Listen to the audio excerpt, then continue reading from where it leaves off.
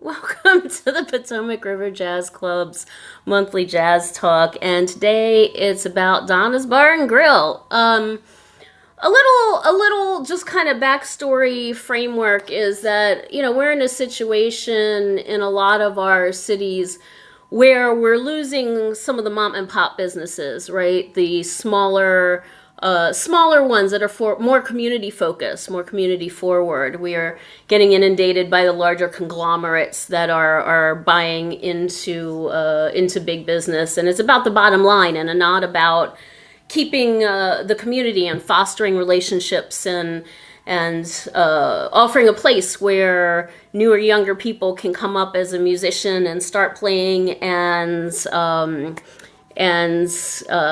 be able to learn and be mentored by older musicians or those that have been in the business longer. And so that's one of the special things about Donna's Bar and Grill. It's one of those things where Donna is a lifelong, born bred New Orleans resident. She and her husband wanted to create a place that had that community feel, and so anyway, we're celebrating that community feel by highlighting Donna's Bar and Grill. Big thanks to the folks that were able to put a little money in as donation tickets to help our program going, and a big shout out to Louise Milliken for sponsoring tonight's program. So thank you all very much. I'm going to turn things over to Donna. Donna, I am going to start my screen share and just have your info up. And I promise my screen share is not going to be anywhere near as exciting as the previous one. But in the best of ways. So let me go back. It's not letting me get to the bottom. Okay, let's do this one more time. All right, share sound from the beginning, please. There we go. All right, Donna, it's all you. Well, I say that I would like to introduce myself as just Donna because that's how everybody knew me in New Orleans. I don't think they even knew my last name. But my husband, Charlie, and I, Charles Sims, and I had Donna's Bar and Grill. And speaking of community, that's what we wanted to have. I had grown up listening, or I had my children and I listened to the brass bands, and my husband and I would go to Preservation Hall, and I was heavy duty into that. And my first husband, John Poniatowski, and I had a place at 7-Eleven Bourbon for a good while, and we played traditional jazz there. And that was Placide Adams and people like George French and Bob French and Richard Moten and people like that. And even Ellis Marsalis never really played there, but he would come in and tickle the ivories. We had this old upright piano, and he'd come in and practice, I think, every once in a while back then. But speaking of community, I see that Craig is signed on, Craig Klein, trombone. I have. Yes. And I'm actually at Preservation Hall right now on a break, but there's a bunch of musicians here who I should probably just give you a peek, because in 5 minutes we have to go back on and play a set. Can y'all see what's happening? I can see you. So I'm on a Zoom call with Donna. She's getting a speech. I got Roger Lewis right here. Oh my Roger. God. Can you see Roger? Hey, Roger. There's Tanya. I just saw him yesterday. So Tanio with the New Bird, Roger with the Dirty Dozen. There's Mark Bro. Hey, Mark. Mark's got the straightening band, the Colossus. You guys sure sound good. Yeah, that's what Charlie used to holler. Yeah, Donna's doing a talk on a Zoom on this bunch of people are looking right now. So I told her we were going to check in just to say hello, and everybody's here. Yeah. You guys Yes, sure because everybody sound that's good. there used to play in Donna's. Yep, Charlie said, you guys sure sound good. Yeah, he would come out from the kitchen and thumbs up you Yep. guys. Yeah, I remember that. Yeah. Dolphin Street. That was Charlie's number. That's right. That's right. Charlie always wanted to hear on Green Dolphin Street. If you played at Donna's, you had to know Green Dolphin Street, right? You Oh did. yeah. So I hate to interrupt. We're getting ready to go back on and play at the Preservation Hall in about 2 minutes or so. But just real quick, all of us musicians had some of the most amazing experiences playing at Donna's. It was like our playhouse. It was our spot where we could go and jam or hang out or eat or just socialize with other musicians, you know. So it was a very special place for all of us. And you just met three of the top musicians right here who Donna can tell you later who they are and who they played with. But it's always to think about Donna's and the experiences that we had there was just unforgettable. It was almost like the Dewdrop. It was like our generation's Dewdrop in, where we could go and just jam and play music, and it was never any stuff going on. The only requirement was Charlie's favorite song was on Green Dolphin Street, so he always requested that song, you know. I am So so glad that y'all popped in, Craig. I really appreciate it. Yes, thank you yeah, and so much. yeah, Yeah. you're so welcome. And as you can see how we getting back into we're in Preservation Hall. If y'all can see this right here, that's Julius McKee right here. That's Donna. Oh, hey, Julius. Hey, what's up, Donna's Boy and Grill. Day Tell them 6. about your experience at Donna's. My experience at Donna's and Boy and Grill. Well, first of all, Donna gave me my first shot with my band, and I'm so grateful for her for that. But the experience Donna's Boy and Grill, it's like the only happening spot for brass bands in New Orleans at that time. In my experience there, it was total bliss because I had the chance to play with different groups at Donna's. 30 Dozen for one, Treme, and of course my group. But you can, if you want to see the who's who of musicians, Donna's Boy and Grill was the place to be. Thank you. I It appreciate sure that. was. And look, I'm going to give y'all a peek in Preservation Hall. I'm not supposed to do this, but I'm going to do it anyway. Do it anyway. Oh, signal's breaking up. Oh, there we go. That's Daniel Farrow up there. Daniel is 93 years old, and that's him sitting in the chair. Well, you can't see him now, but he's up there. And yeah, so they're going to introduce us, and we're going in right now. Well, you Thanks all have thanks so much, Craig. Have a great show. Thank you. We'll see y'all later. Okay. I had Speaking of Roger Lewis, I have this residency at Chihuahua, and the reason I do, that's a music club on Canal Street. And the reason I got that residency is because some of the owners used to come into Donna's all the time, and they loved it. And of course, they were much younger. And so when I wrote the book, well, first, Craig and Leroy did a Donna's Revisited there. And then when I wrote the book, they said, oh, do a residency here and you can pick the bands, and we have red beans and rice. And before the musicians start to play, I interview them and they talk about Donna's and how they got started and why they play this New Orleans music. And that's the one thing that I wanted to speak to insofar as the brass band headquarters and the traditional jazz and the modern jazz, and even the straight ahead that we play sometimes. The jazz in New Orleans is not specific to a club. It permeates the city. We live jazz on a daily basis. We have brass bands in the street playing social and pleasure clubs, the jazz processions, weddings from out of town even, and all kinds of things, and at the convention center. So when people think of New Orleans, they very often equate the brass bands with them.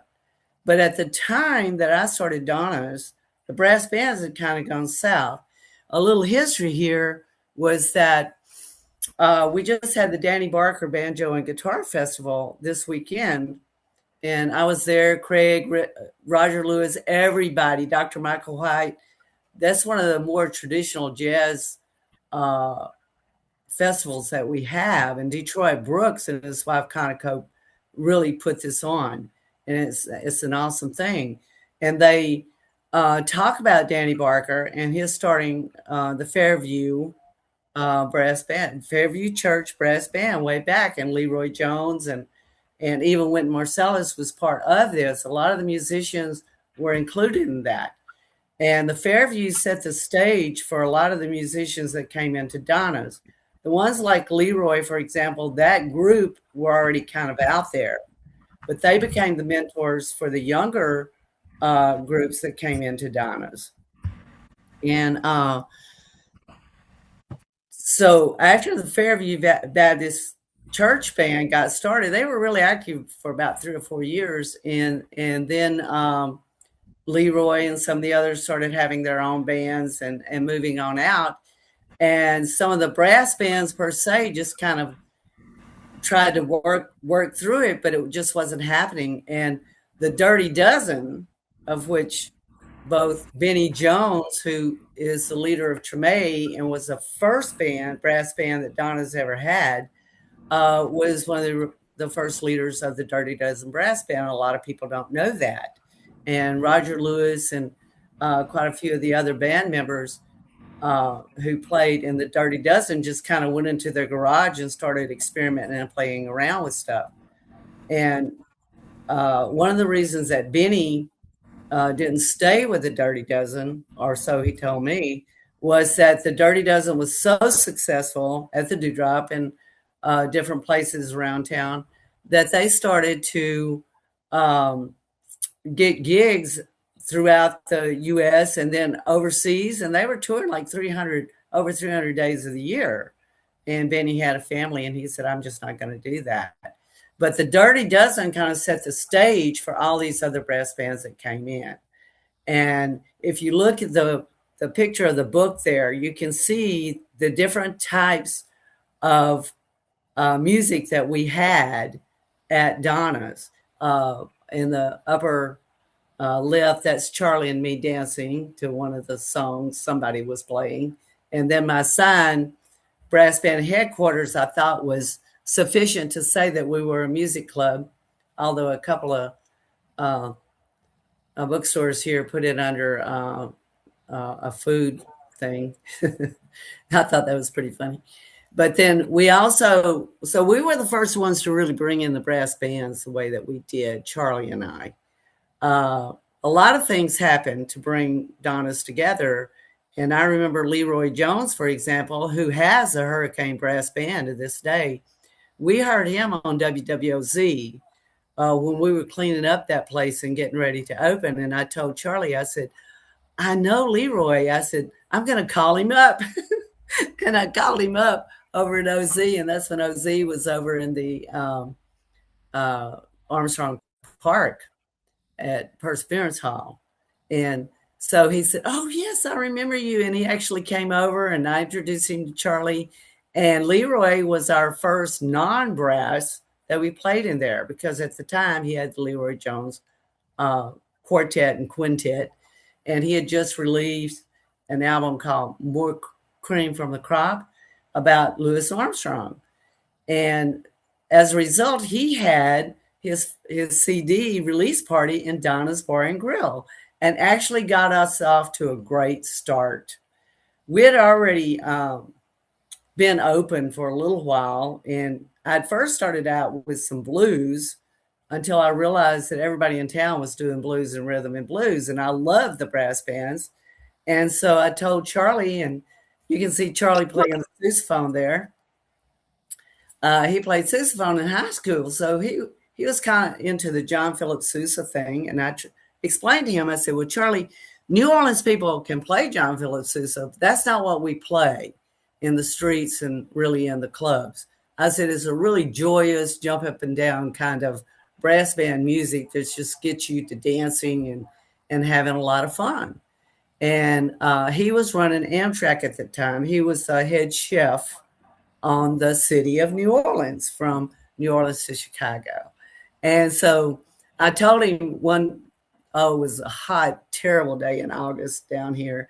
And I said, I am going over to Treme, and I am going to get one of the brass bands to come over here and start playing for us. And lo and behold, he comes through the door off his trip, and he was just beaming. And he said, I just heard a New Orleans brass band, and it was Treme Brass Band. And he brought Benny and Sylvester Francis, who was the curator for the Backstreet Cultural Museum. And he was our door person for several years, and really did a lot of introducing to us of not only the brass bands, but the Indians as well. But Treme was our first band, and we said, well, we're going to charge a cover of $3. And somebody said, Donna, people, they're not going to pay $3 to come over here on Rampart and listen to a brass band. I said, yeah, but Charlie's going to give away red beans and rice, barbecue chicken, and cornbread. So we had a pretty good crowd. And after people heard the Treme Brass Band, a couple of weekends later, I said, well, Benny, I need to get another brass band in here. I said, how about Algiers or one of the other? He said, well, look, Donna, Algiers is traditional, and we're pretty traditional. He said, you really ought to get to Soul Rebels. Now, the Soul Rebels brass band at that time were really part of the Young Olympians and that group that Milton Baptiste was mentoring. And I have a picture in the book of a poster that they used to send out for their gigs, where they would be dressed, with suits and nice hats and everything as the Young Olympians. And then they would go back after the first set, they would go back behind the curtain and they would change into these army fatigues and come out just blasting their Soul Rebel brass band music. They did that for about a year and then started to finally go off and to their own Soul Rebel things. And the interesting thing about the Soul Rebels brass band is that Cyril Neville actually named that band because his nephew, Manuel Steve, was playing with the Soul Rebels at the time. And he was one of their mentors, as was many others. So all of these brass bands were mentored into Donna's, so to speak, because we were open to that. So we started with the Soul Rebels, and they were highly successful. And they had this one song called Let Your Mind Be Free. I don't know if any of you out there remember that, but it's a wonderful song and just as applicable to the situations today as it was then. And consequently, that sort of became the anthem in Donna's for the Soul Rebels. So the Soul Rebels were our second band, and the third band was the Algiers Brass Band. And because several of the older people had said, Donna, you start too late. We can't stay up that late. Now I understand what they're saying. But I said, well, okay. I said, we're going to have the Algiers Brass Band at 5. And you can come in and we're going to have a fried chicken dinner and all this kind of stuff to go with it. And that was our other one. And the funniest thing about the Algiers Brass Band, it was a wonderful brass band.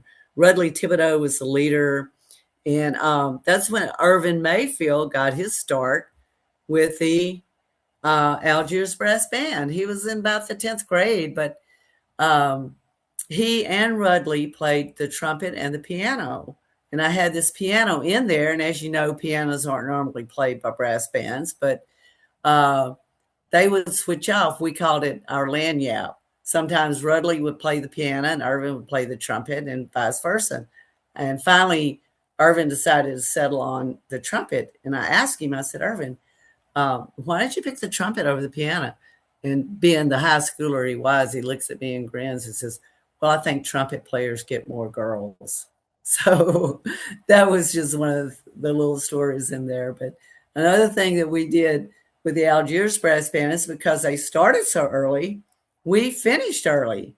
So by 9:30, 10 o'clock, we were done and we were closing it up. And any of the band members, sometimes the band members would go with us, locals would go with us, and the tourists, I'd say, look, let's go over into Treme. There's 2 clubs over there that we go to.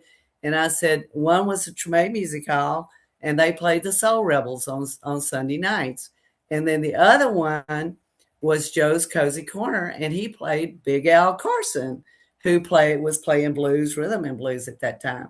So it was a wonderful scene at the time on Rampart and in Treme. And I would take people over there to listen, and they would just love it.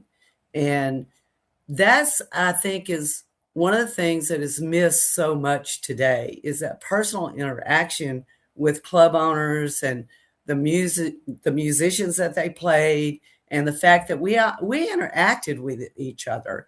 And Ellie really hit the nail on the head when she was talking about what's happening in New Orleans now, with the idea that we're losing some of that community feeling, especially on Frenchman Street and in the French Quarter, where corporations are buying up all these places, and then you don't have that community feel anymore. But anyway, Donna's was highly community oriented, and brought the brass bands in. We played every brass band you could think of. I see there that there was Doreen Kitchens and her husband that were some of the first ones that played for us. And consequently, I'm trying to get it to go back, and it keeps going forward. I'm sorry. But Doreen and Lawrence played out on the streets, as did some of our first bands, and they were just a great bands and world-class musicians. But they actually played. They made more money on the streets than they did at Donna's when we first opened up, and I certainly understood why they wanted to go play back on the streets more. But Doreen and Lawrence and the Jazz Vipers there. Underneath them, there's Jack Fine and Joe Brown, and let's see who else is there. Earl Brown on the end, and that's Unk's brother Lionel in the middle, that's going to play the drums there, and Tuba Fats in the back. So the Jazz Vipers were made up of some of these people that came in at first, and one of the great players, by the way, was Tuba Fats. He mentored so many people, not only brass bands, but people like Marie Watanabe, is one of our foremost jazz piano players in town. She played at Donna's as well with several different bands, and even her own band for a while. And she actually learned how to play the traditional jazz from Tuba Fats, being in the Square. And she always credited him with that. And as a matter of fact, at the Danny Barker Festival, she was interviewed about that relationship with Tuba Fats and how he mentored so many kids.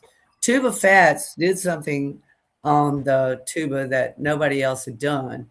He had seen the non-brass, the bassists, the string bass people playing and doing what you call walking the bass. And he decided to do that on his tuba, and he did. And that was the first time anybody in a brass band had ever done that, not to mention all the other things that he did. But Jeffrey Hills was also one of Tuba's mentees, and Jeffrey played in our place and played with Treme Brass Band and so many other people, and ended up playing for Preservation Hall and other folks. And he put his own slant on walking the bass with that tuba. And it's just one of the things that kind of was a first that Donna showed the world about how brass bands can be so versatile in the music that they play. And of course, I'm going to say a little bit about the brass bands and the Indians I have in my first section of the book, because they're both they both play the streets. And if you look at that picture there, that's Rebirth Brass Band coming around the corner to my place. I was right across from the Armstrong Park Arch, and they're coming into my place. And that was one of their social and pleasure club things that they were doing. And Rebirth also played in my place. And they were largely based on the Dirty Dozen, which is the second picture there. And you can see Roger Lewis, who just said hello to you guys. He is actually playing two different saxophones at the same time. I love that picture. I attended my own bar, so I have over 400 pictures in this book, and they're all taken by just running out there and taking a shot of somebody doing something that I liked or thought the picture would be good and ran back behind the bar. I didn't pretend to be a highly professional photographer, although some of my stuff was printed in downbeat and, different publications around. But that's actually how these pictures came to be. So these are all the members of the original Dirty Dozen there. And you can see that Revert Andrews there in the middle playing the trombone. He was a mainstay. All of these musicians would come into Donna's and play with Treme or New Birth or Rebirth or all of these other different kinds of bands. So someone once asked me, they said, well, Donna, when are you going to get the Dirty Dozen in here? And I said, oh, they're with the Rosebud Agency out in California. And, I don't even know how to deal with agencies. But Bloody talked me into doing it. That's the trumpet player down there and the leader of the band. He said, you can do this. So I said, okay. And so the Dirty Dozen came into Donna's. And the first time I had a $5 cover charge because I wanted everybody in that community to see their band. Because the Dirty Dozen was formed over there, and just everybody in New Orleans knew about the Dirty Dozen and how famous they were and how great they were and how these musicians, when they would come home, would just mix in with everybody else and just have a great time. So people came in from everywhere. And the second time I had to raise it to $10 so I could make sure that they got paid properly according to what the Rosebud said. But I loved having the Dirty Dozen up there. And what I wanted to make the connection between the Dirty Dozen and the Rebirth is the Rebirth, that was their mentors, who they listened to, and then they started to put their own spin on the brass band as well.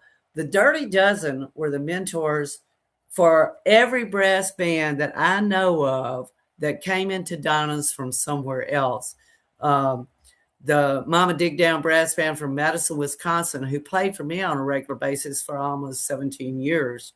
Their exemplar was the Dirty Dozen Brass Band.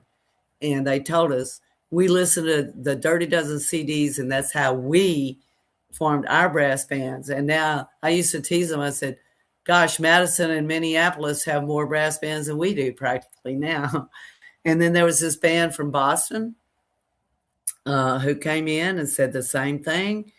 And so just to say, give the Dirty Dozen their due, they were what kicked us off into a different time for brass bands. And I can't tell you enough, we didn't know at the time, but we were part of a huge transition in music in New Orleans at that time. It was the first time that brass bands had ever come inside, except for like the Olympia Brass Band, played for Preservation Hall, Dirty Dozen, and maybe Rebirth at that time had already started being in there. And the Storyville Stompers had started around that time as well, a little bit before Donna's. So the thing is, after the Dirty Dozen and the Rebirth, and we started playing Treme, and then Soul Rebels, and then the Algiers Brass Band, everybody started coming in and asking. And as a result, we ended up playing Tuba Fats. And I noticed that I had Doc Pollin up there. Doc Pollin and his kids were just icons of traditional jazz in New Orleans. And as a result, Doc came into Donna's. Now, the Pollin Brothers Brass Band had been playing in Donna's. They used to come in on a regular basis, and Aaron Pollin just loved to go into the kitchen, and he wasn't happy until he aggravated Charlie. Then he'd come back out. In other words, he treated Charlie like a brother, and we all just had a great time. Charlie would come out and say, "Why do they have to be so noisy?" And I go, "Well, Roderick isn't. He was the last one of the 8 of the kids." And I said, he can't get a word in edgewise between Dwayne and Ricky and Aaron and all the others. But now he's making up for lost time, that's for sure. I just saw him yesterday too. But all of these brass bands, Doc played in our place for his 90th birthday. And that man still had his chops, believe me. And that's why the traditional music is still around. It goes back. Our music is a little different. And it started off in Congo Square, as you all know, with the drumming and the African and Native American influence. And the fact that this music, this 2/4 syncopation is different. It's different than the 1/3 that the classical and the European style music actually play. And as a result, it's eminently danceable. You can do a lot of things with that beat. And I think that's my opinion is that is why so many of our drummers are picked up by other bands and other people too. For example, we were talking the other day about Trombone Shorty and how young he was when he came into Donna's to play. And the fact that Trombone Shorty played both the tuba and the trombone. Oh, I love those pictures too. That's one of Wynton Marsalis. People would come into Donna's and just jam. This is probably a session with Bob French or Kermit Ruffins. But there's Wes Anderson, and there's I can't see the other two. But he came in and he played several times. And one time he came walking down St. Anne Street, just blowing his trumpet, and came into Donna's and started playing. And when he was home, that's one thing about the Marsalises too, is when these kids are home, Delphio lives here, and Branford now does, but he's running the Ellis Marsalis Center some, but he goes out a lot still to play, of course. But these kids are so down home, and we just loved them, and they just mix in with everybody when they're home. They don't think about being famous. And that's Ellis, their dad over there. He and I knew each other way back with Donna's and continue to know each other. He and I are talking outside my place there. Ellis was playing the piano there that night. So this jazz, this music permeates everything. And when you see the brass bands, so many of them went on to play other things as well. And there's Doc Pollin there playing his trumpet, and when he was 90 years old in our place.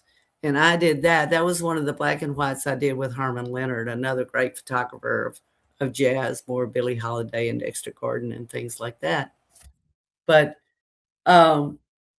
that's how Donna's became known as brass band headquarters, by paying Doc Pollin and the Pollin brothers and Tuba Fats and the Chosen Few and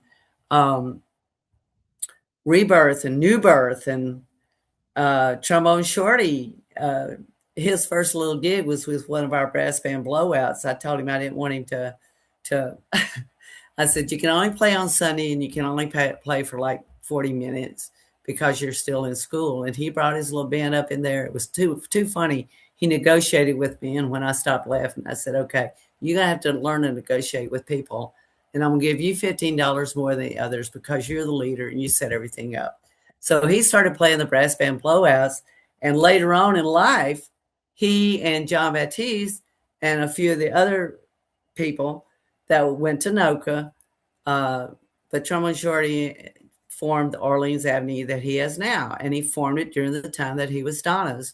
And he and John and his band played up in there and practiced and kind of refined the sound that they wanted to have for Orleans Avenue. That's what Donna's was all about. We gave people a chance to experiment in there and a chance to learn to play and reach a potential that maybe they could not have reached had they just stayed playing the traditional kinds of music.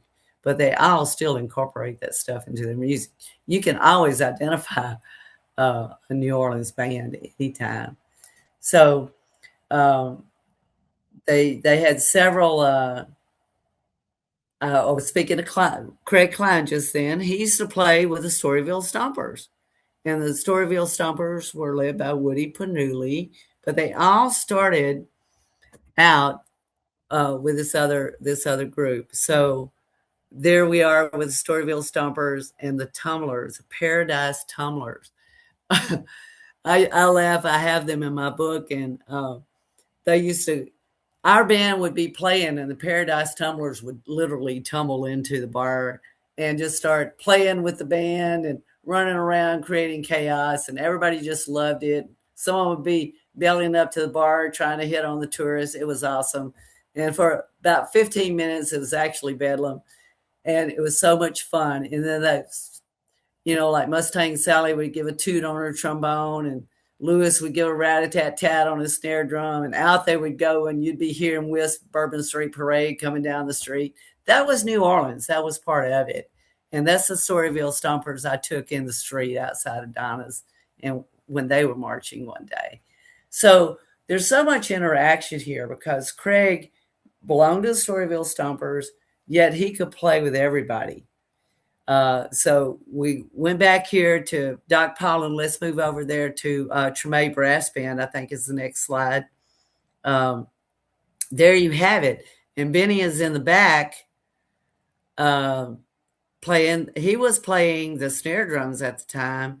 And Uncle Lionel Baptiste was playing the bass.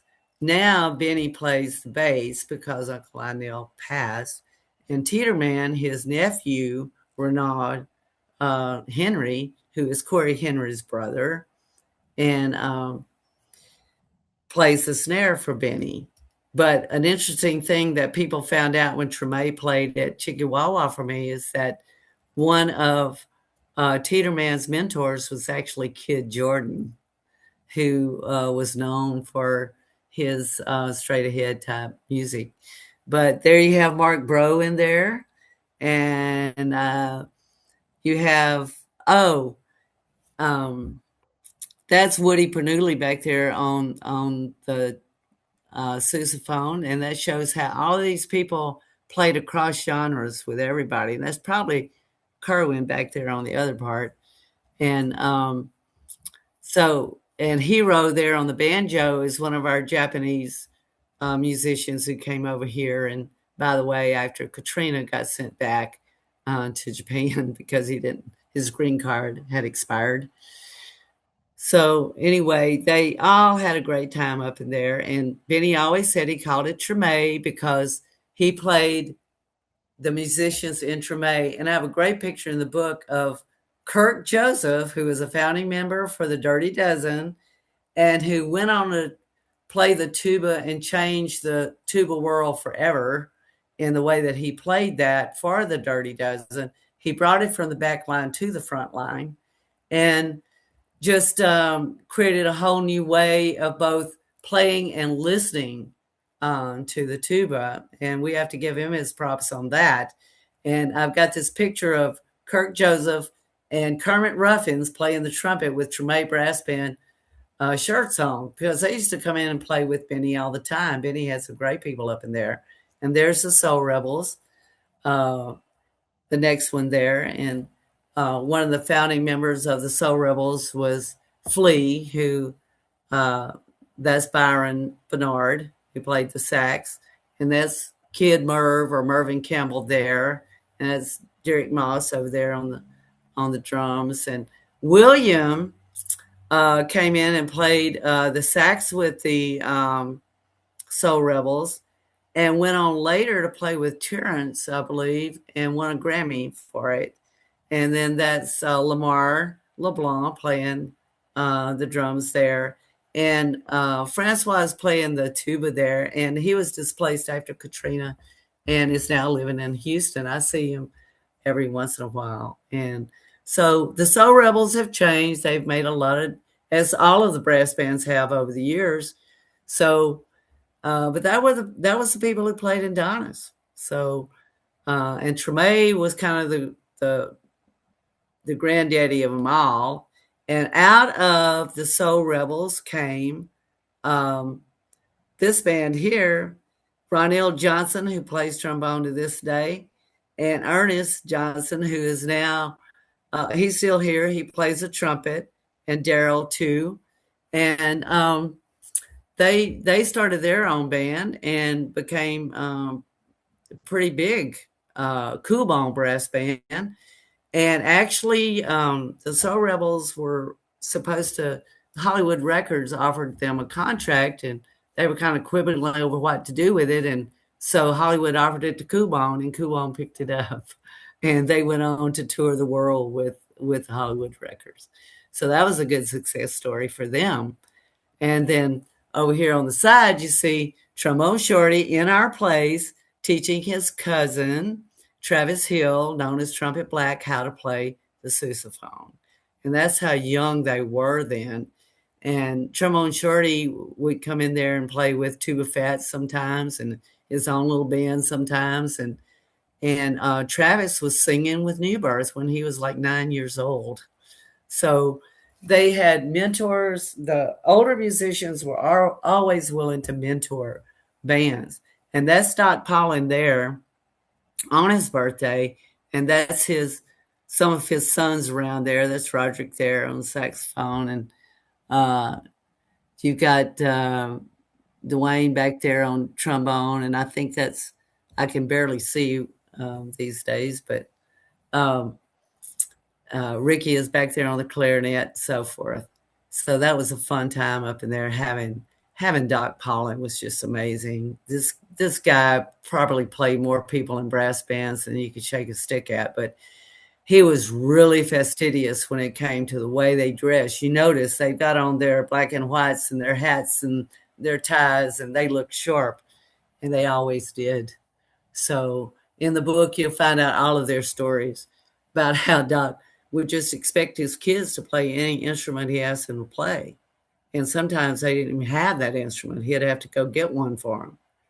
And then they would have like overnight or one day to learn how to play the thing, to do a gig or march in a parade. So that's a fun read, that chapter. And then we went on to other brass bands like the Storyville Stompers. And so before we leave all those brass bands, I would like to say that we also broke ground in having a lot of European bands come over and play in my plays, and they just loved it because they came over for the soul, I think, that they could hear in the New Orleans style music.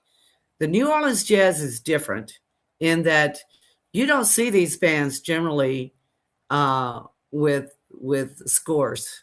They are up there playing. They have all these songs in their head. And when they do the improvisation that is so characteristic of New Orleans music, it's a conversation between each of those players, and it's never the same.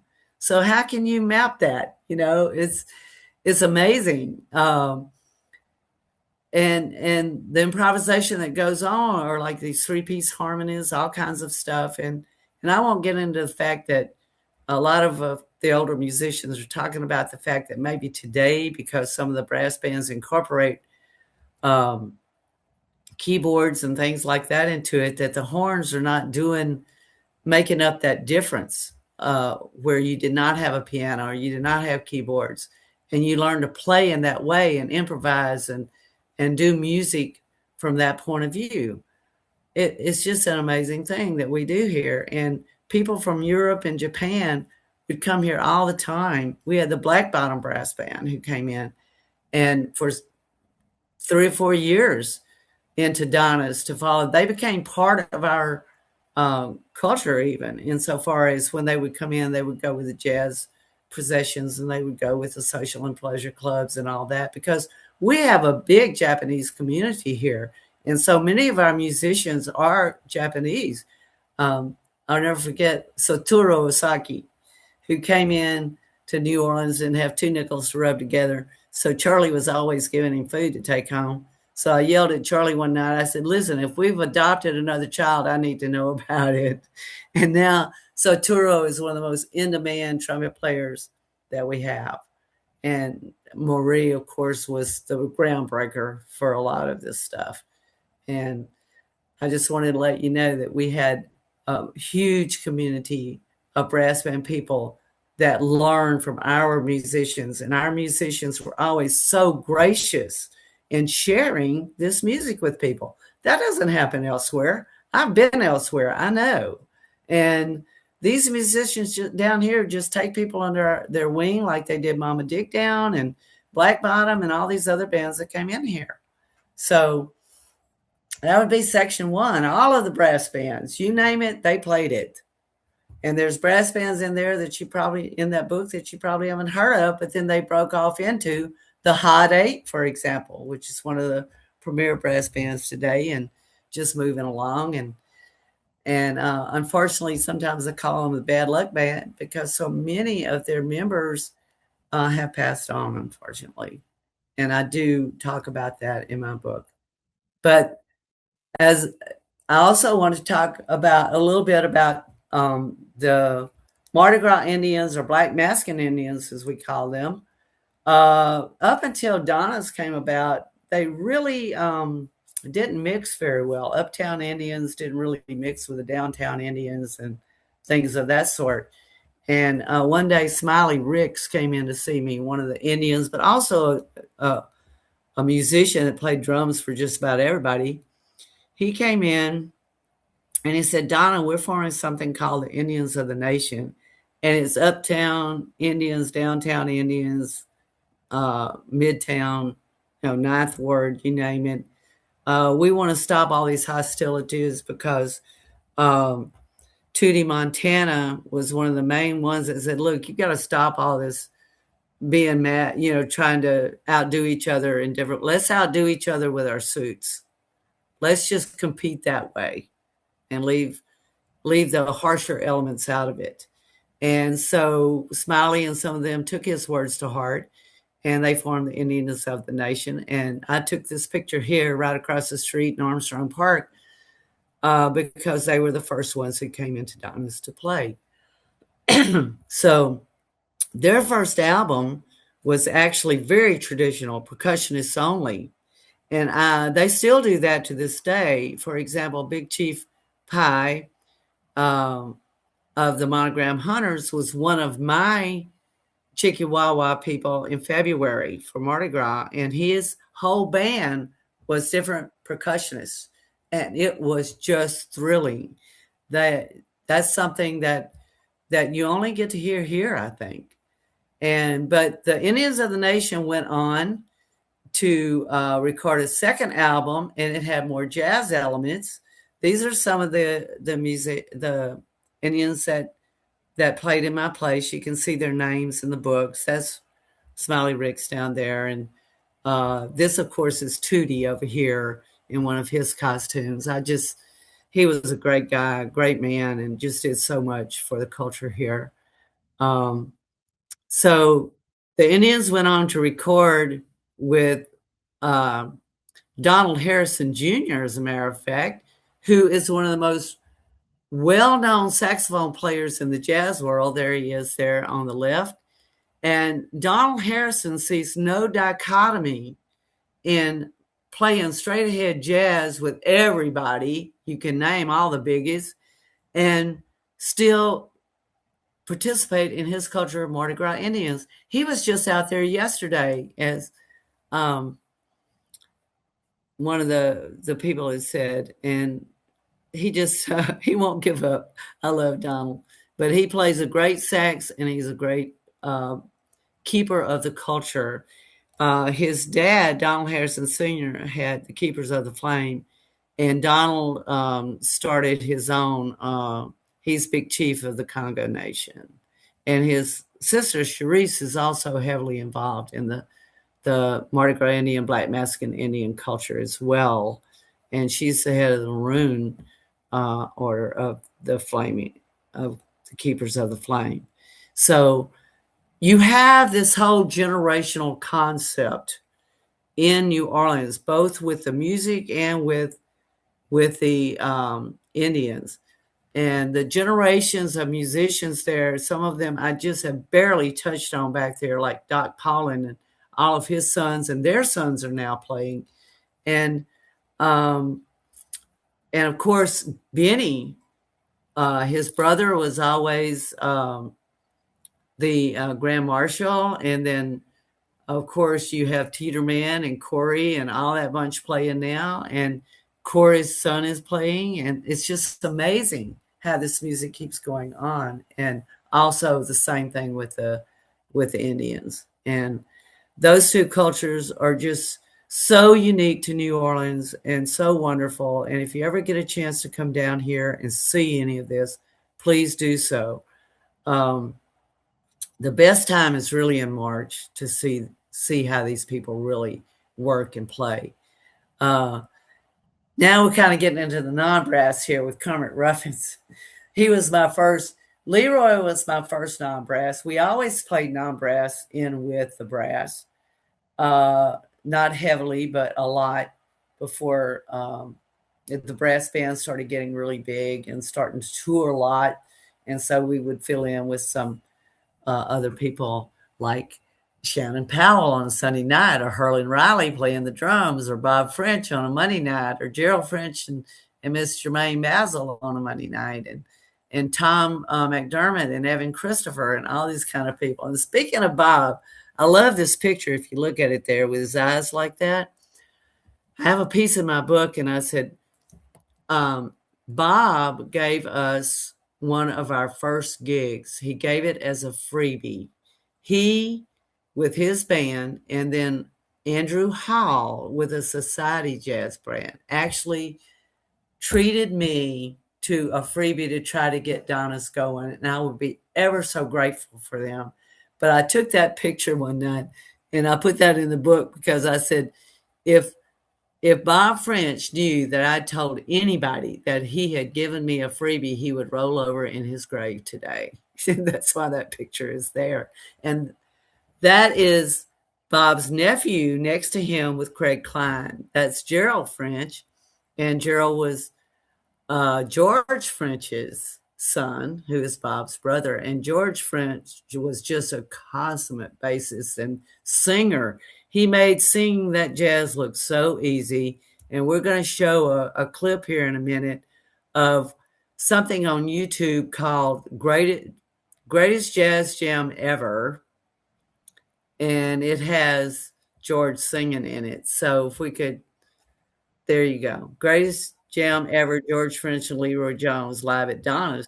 This was actually Leroy Jones's.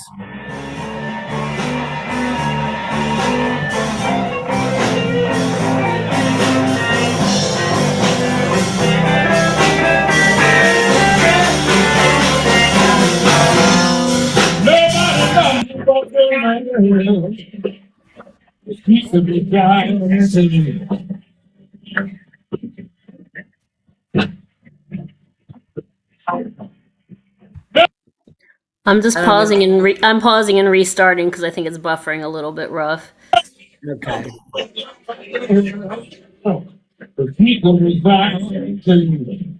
Well, while she's doing that, I want you to notice Craig Klein is there on trombone. The other thing I want you to notice, other than Leroy on trumpet, I want you to see all these young kids. Some on Shorty, Kid Chocolate.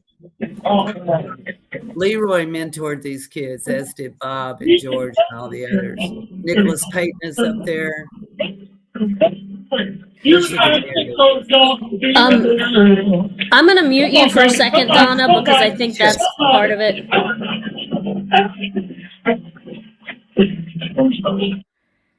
Gets a little weird when people talk over it. I'm just going to give it a second, and if not, I'm going to send the link around anyway.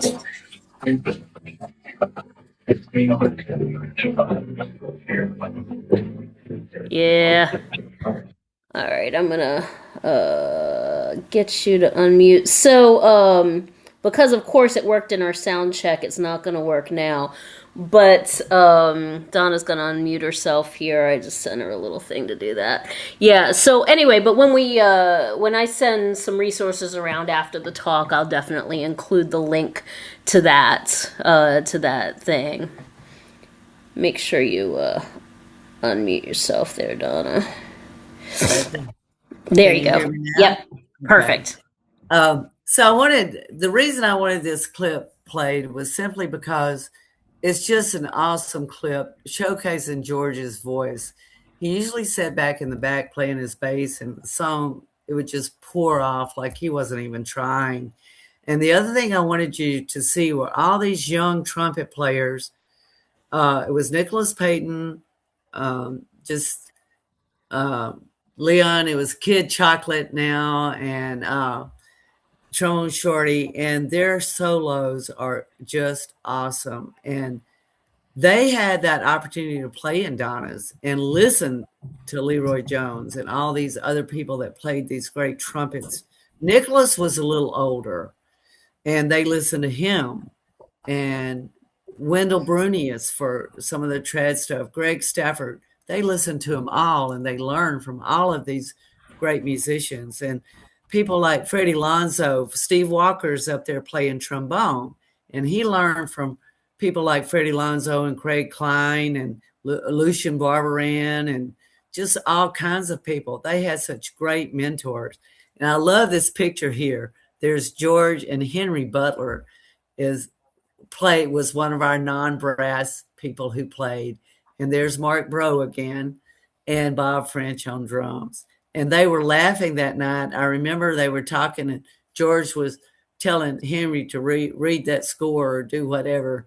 And, everybody that knew Henry knew that he was blind, but he was a great photographer. I don't know how many of you know that, but he was. And we had Josh Paxton a couple of months ago do a jazz talk, and he was talking about his times with Henry, taking a lesson or two, but also about his photography. Absolutely, he was just always smiling. And I've got a couple of pictures of Henry and Charlie talking and just laughing and just having such a great time. And that reminds me, Henry had a special way of playing. He could play. And one night, one of the other musicians came in, and Henry asked him, said, "Hey, you want to take a turn at the piano?" And I said, "Yeah." So Henry came over because he wanted to get some of Charlie's rib tips before he ran out. We were the only place that did that back then. Charlie actually we had too much of a demand to just cut him off the ribs, so Charlie had to actually bring them back from Chicago with him. That's how much of a demand we had for those rib tips.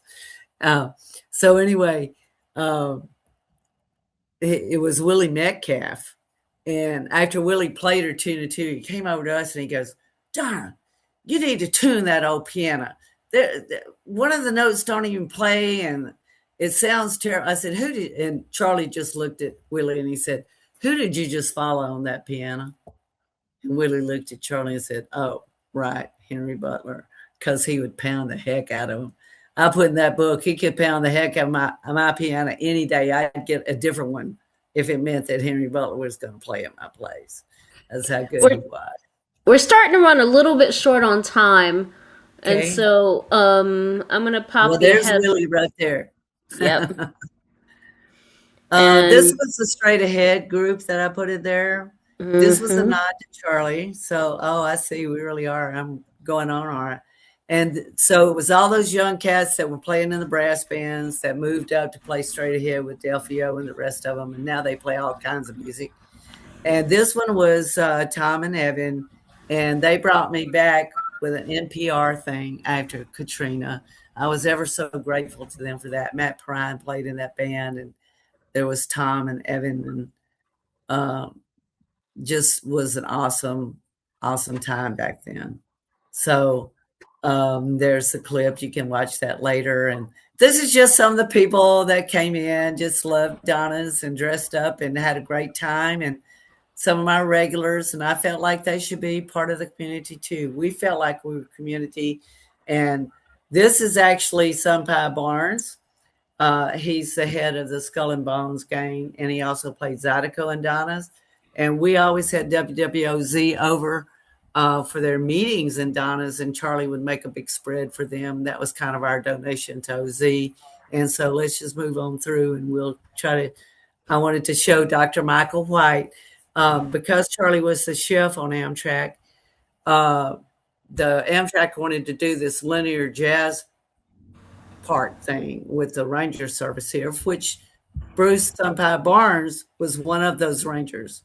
He had a master's in biology, like I did. So, anyway, one of the bands that we put on there was Dr. Michael White. You can see Freddie Lonzo and Lucian Barberan and Greg Stafford there in the back, and then just move on over. And these bands would go sometimes as far as Memphis before they would come back. This one just went to Mobile, so I was able to go and capture a couple of flicks with it. So, yeah, and there's Freddie and Lucian playing there. Steve Blaylock was on the banjo, and Louis Cottrell was on the snare, and Greg, of course, was playing trumpet there.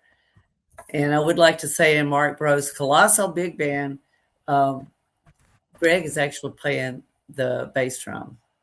So there was a lot going on in Donna's for about 18 years, and I loved it. And I was so sad when I came back to open the place and the city would not give me a music license. So I said, well, I don't want just a restaurant. And before we start answering questions, can you see this? Yes. I thought that was the coolest thing. I found this bumper sticker that the Potomac River Jazz Club brought to Charlie and me during one of their visits. So thank you so much for all those years and having me on your show too. Yes, thank you. Thank you. Yeah. So does anybody have any questions? Well, I'm gonna just do a quick moment wrap up. One thing, as I was flipping, I was saying to Donna before we started, I'd gotten her book some months ago and read it, but then I was flipping back through. Long story short, we needed to snag some pictures out of the book, so sorry if they were a little bit crooked, but we did what we could do in a quick element. But I'm flipping through the book and I'm going, well, Dr. White's done a jazz talk. Craig Klein's done a jazz talk. Mark Bro's done a jazz talk. Gerald French has done a jazz talk. Debbie Davis has done it. There are so many musicians in the book that have done things with our jazz club or come and played for us, as a guest musician. Ronell's come to play with us. So, we've had a lot of overlap with a good chunk, not most certainly nowhere near all of them, but a good little chunk of the musicians in the book. And I do definitely encourage our format is not set up so we could go into detail about, as an example, the history of the Black Masking Indians, or Right. why there were social aid and pleasure clubs and all of that. We're not set up to do that.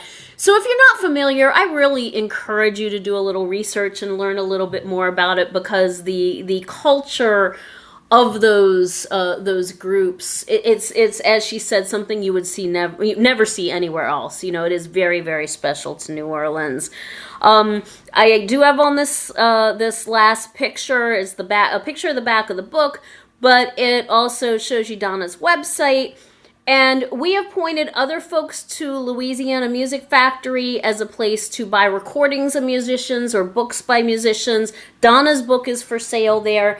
They are a New Orleans specific, Louisiana, New Orleans specific company that is more fair to musicians and authors and people that sell their books from them. They get a better split. They do a better job at promotion and taking care of local culture bearers, musicians, writers, all of that. So, although you can get Donna's book on Amazon, and she kind of like to get those sold and be done with that. But with that said,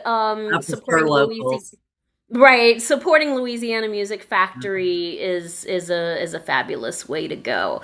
So let's open the floor to questions. What do we have?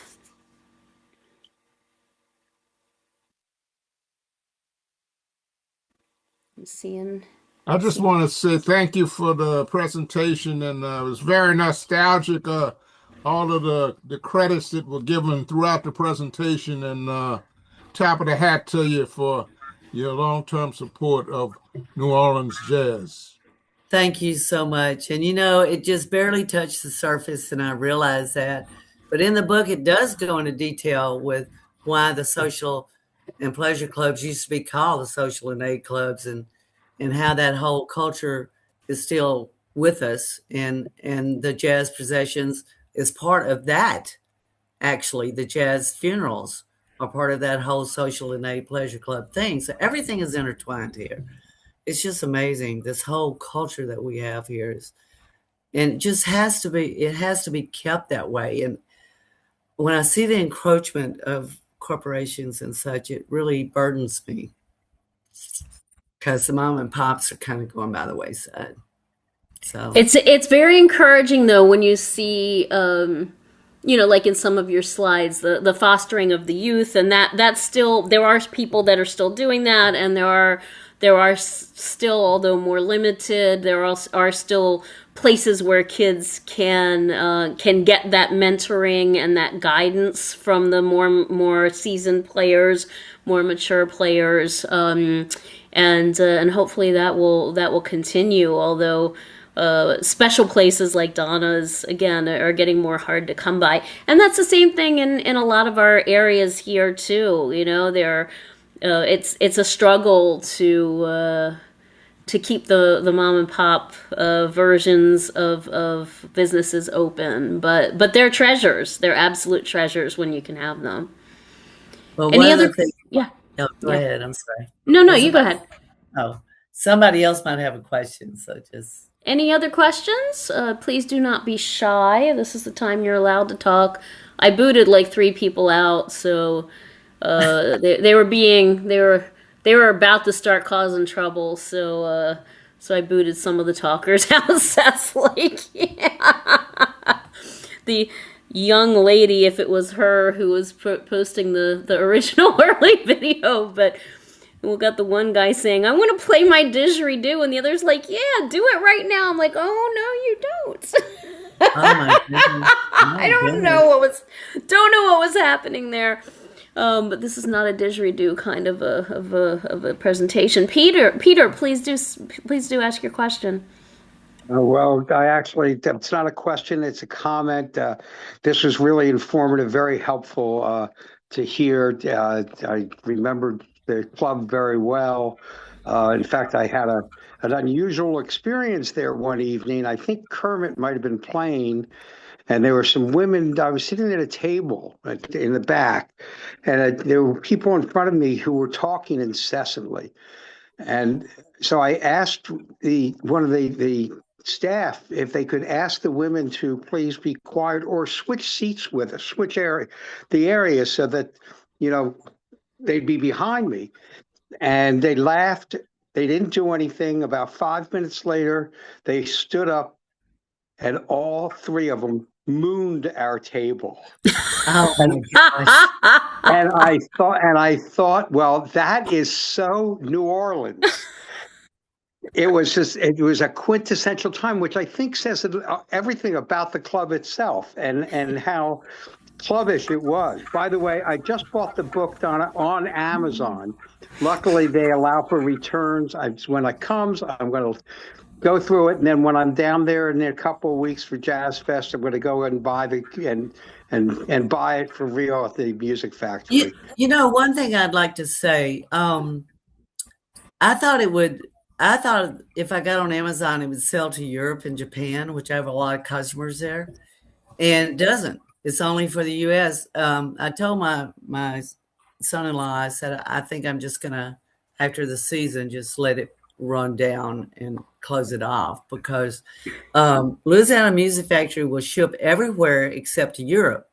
But Frenchman Art and Books, which is also on Frenchman Street, will ship to Europe. So I'm going to put that on the website so that people in other countries can order locally. That makes a lot of sense. And you never know, Peter. You might be able to find Donna and get her to sign it for you. Oh, I will. If you can, Oh, I'm always well, around. I'm for sure going to be there for the Colossus Jazz Well, Band. I'll be there for the Colossus Brass Band. I will come over, introduce myself, and ask you for your John Hancock Well, or your Dan Hancock.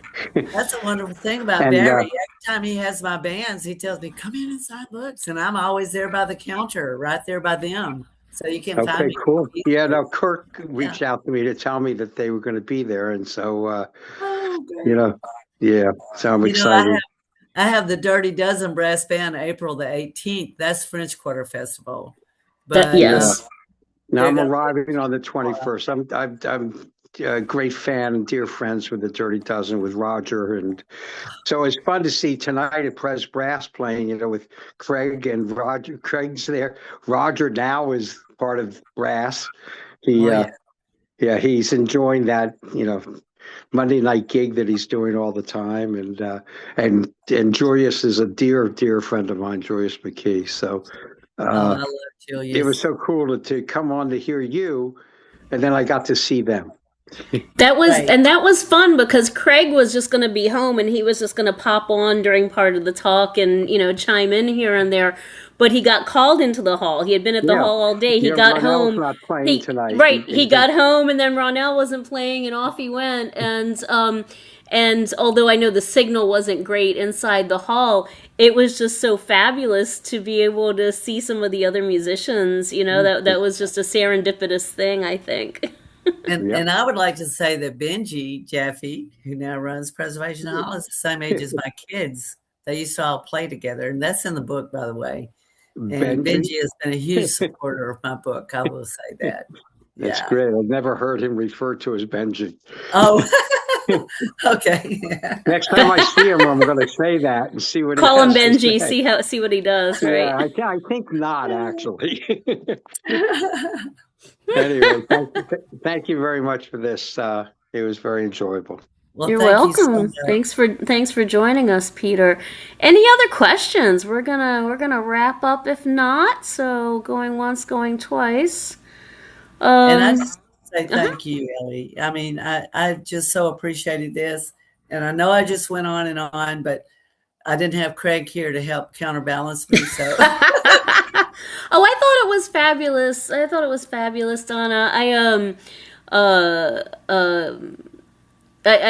I think not everybody's familiar with all the musician names and stuff, but y'all, get the book, do some reading, and like I said, I'll send the link around to that recording that wasn't coming through quite as clearly, but y'all pull up Dirty Dozen and Hot 8 and, pull some of their music on. Listen, if you have to do Spotify, fine, but Spotify pays so badly. Pull them up on whatever your resources are and hear some of that music. It's perfect clean in the house music. It'll get your feet moving and dancing all over the place. It's a great inspiration. Yeah. Next month in April, I think it's the 27th. It's toward the end of the month again. We have Tom Roberts, who is a stride pianist, but he also curates radio, like online radio show stuff. And he's going to be spinning some actual vinyl, some rare 78s and vinyl of Barrel House and Boogie Woogie piano for us, and so he's going to be giving us a little history and a lot of music. And we vary the presentations a lot. We have some that are interview style, some that are chat style, some that are more music based. We like to mix it up. So that's where we're heading to in April. And you can sign up through Eventbrite or look at our website, prjc.org, if you want to find out a little more information about that stuff. So thanks again, everybody. And again, big shout out to Louise for the sponsorship. And Donna, loved having you and really loved working with you, getting ready for the presentation. It was a blast. And we'll see everybody next time. Thanks Good again. night.